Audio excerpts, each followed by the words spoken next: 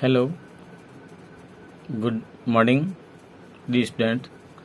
आज हम अमेरिकी संविधान के बारे में बातचीत करेंगे। अमेरिकी संविधान के कोई दो स्रोत बताइए। फिलाडेल्फिया सम्मेलन और संवैधानिक संशोधन अमेरिकी संविधान के प्रमुख दो स्रोत माने जाते हैं और इन्हीं के बेस पे अमेरिका के संविधान का निर्माण किया गया था। शक्ति पृथक्करण सिद्धांत किसने दिया था? शक्ति पृथक्करण का सिद्धांत फ्रांसीसी निवासी मॉन्टेस्क्यू ने दिया था। अगला प्रश्न आता है, अमेरिकी राष्ट्रपति का कार्यकाल कितना होता है?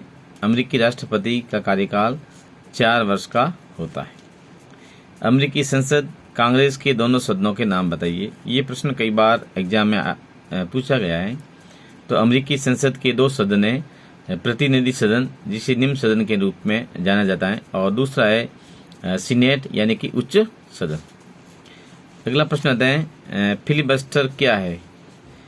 फिलिबस्टर ये एक शब्दावली अमेरिकी संविधान के उच्च सदन सीनेट की कार्यवाही की विशेष प्रक्रिया है जिसके तहत सीनेट के सदस्य मनचाहे समय तक वाद विवाद में बोलने की स्वतंत्रता रखता है और ये एक प्रकार से ये दोष है जो कामकाज को रोकने का प्रयास करता है। इस प्रकार से ये अमेरिकी संविधान के सीनेट से संबंध रखती है। कई बार ये भी प्रश्न पूछा जाता है कि फिलिबस्टर प्रणाली का संबंध किस सदन से है? तो अमेरिका के सीनेट से है।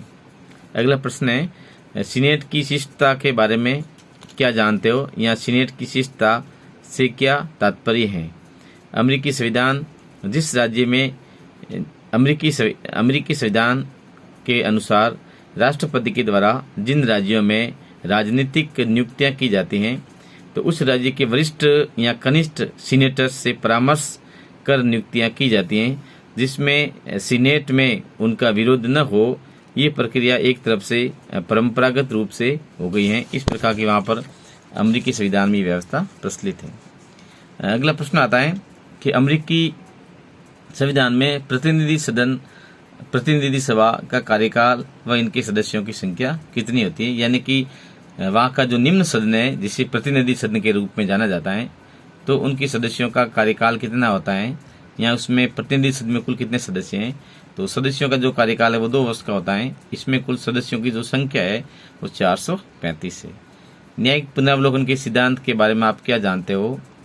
बारबरी बनाम मेडिसन जो 1803 में हुआ था जिसके जो न्यायमूर्ति थे वो मार्शल थे, तो उस विवाद के कारण इसको एक न्यायिक पुनरावलोकन की श्रेणी में सिद्धांत दिया गया था और पहली बार इस जजमेंट के आधार पर एक जुडिशरी में एक अलग से जो कॉन्सेप्ट जो उभर कर सामने आता जिससे हम जुडिशियल रिव्यू या न्यायिक पुनरावलोकन के नाम से जाना जाता है।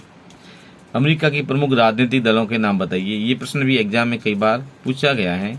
रिपब्लिकन एवं डेमोक्रेटिक पार्टी अमेरिकी संविधान के प्रमुख राजनीतिक दल है। इनमें से ही अधिकांश जिसकी गवर्नमेंट है वो बनती है। वर्तमान में वहाँ की जो सरकार है वहाँ पर जो डेमोक्रेटिक पार्टी की वहाँ पर वर्तमान में सरकार है। अगला प्रश्न आता है कि अमेरिकी राजनीतिक दलों की कोई 4 विशेषताओं के बारे में बताइए। अमेरिका के जो राजनीतिक दल है इसकी प्रमुख क्या क्या विशेषताएं हैं? द्विदलीय पद्धति, दलों की शिथिलता और दबाव गुटों का अभाव और लूट प्रणाली अमेरिकी संविधान के प्रमुख राजनीतिक दलों की एक प्रमुख विशेषता रूप में मानी जाती है। जो लघुतरात्मक प्रश्न, इस प्रकार के जो प्रश्न मैंने भी आपको बताए ये तो अति लघुतरात्मक जो प्रश्न होते हैं वो 2-2 अंक के प्रश्न पूछे जाते हैं। इस बार जो कोविड-19 के कारण जो एग्जाम होगा आपका उसमें पैटर्न में कुछ संशोधन किया गया है।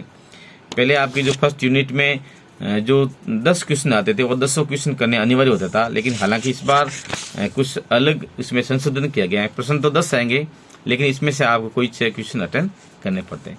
उसी प्रकार से जो लघुतात्मक जो पद्धति है उस टाइप के जो प्रश्न आते हैं उसमें जेरीमेंडिंग क्या है, अमेरिकी राष्ट्रपति का महाभियोग बताइए, अमेरिकी कांग्रेस की प्रमुख शक्तियाँ क्या है, अमेरिकी संघीय न्यायालय का गठन किस प्रकार से होता है, सीनेट या लोकसभा के प्रमुख अंतर क्या है। इस टाइप के जो प्रश्न है वो पूछे जाते हैं, आप लोग थोड़ा ध्यान रखेंगे।